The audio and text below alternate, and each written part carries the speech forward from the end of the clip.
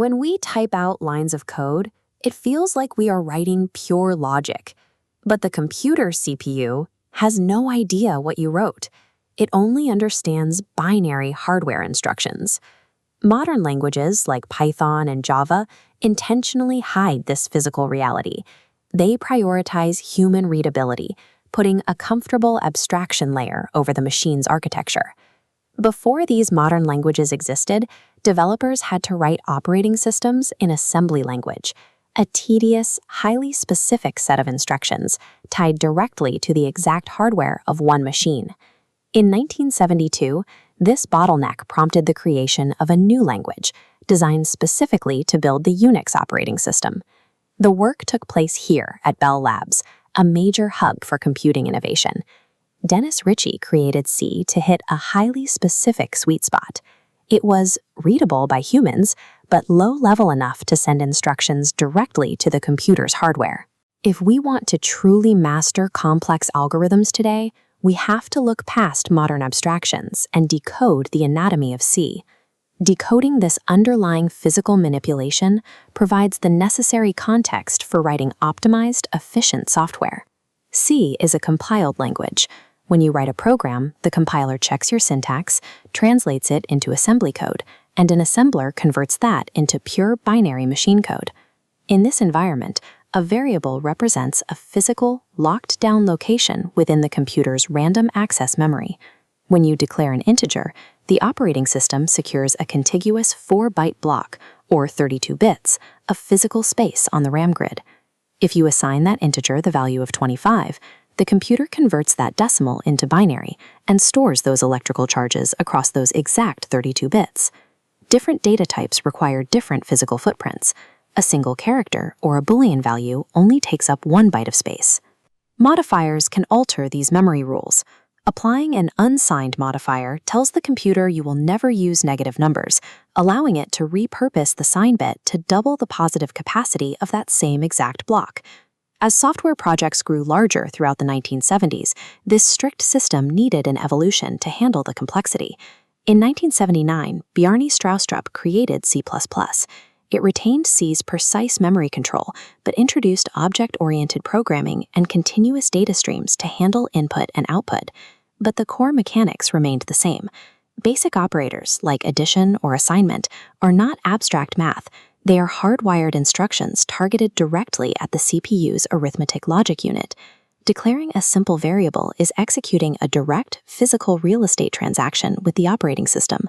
Large programs process millions of these transactions, requiring specific memory zones to manage different types of data without crashing. The stack is a highly organized, temporary zone used strictly for active functions.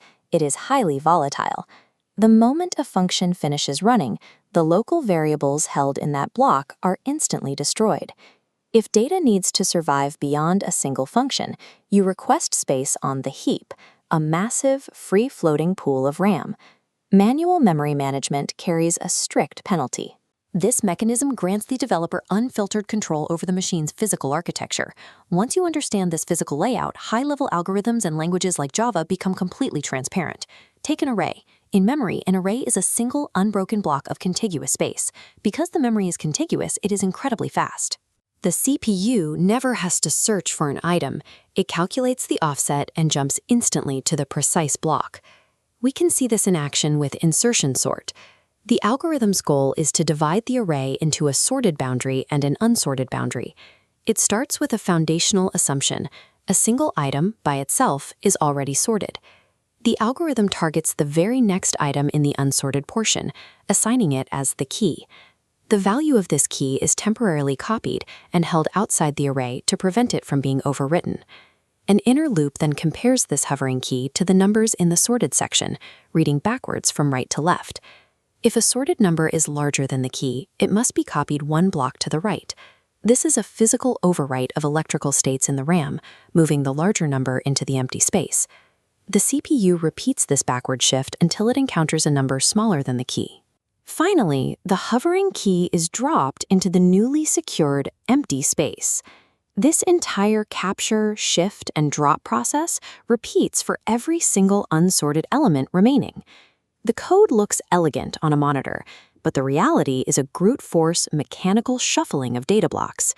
Sorting raw data requires the CPU to physically shift thousands of memory blocks in a continuous, aggressive sequence. Writing a sorting algorithm is designing an industrial blueprint for moving physical objects in memory. This mechanical effort translates directly into the mathematical concept of time complexity. Consider the absolute worst-case scenario for insertion sort, an array that is in perfectly reverse order. This chart shows how that performs. We graph this as O of n squared because the CPU must physically shift every sorted block. Contrast that nightmare scenario with the best-case scenario, an array that is already sorted. In the best case, the CPU simply verifies the sequence with 0 memory shifts, instantly breaking the loop. The massive performance gap between these two curves is driven entirely by the physical cost of shifting memory. Modern high-level code is merely an abstraction draped over the hardwired orchestration of hardware. True optimization occurs when a developer treats syntax as more than just keywords and uses it as a direct command to the physical hardware.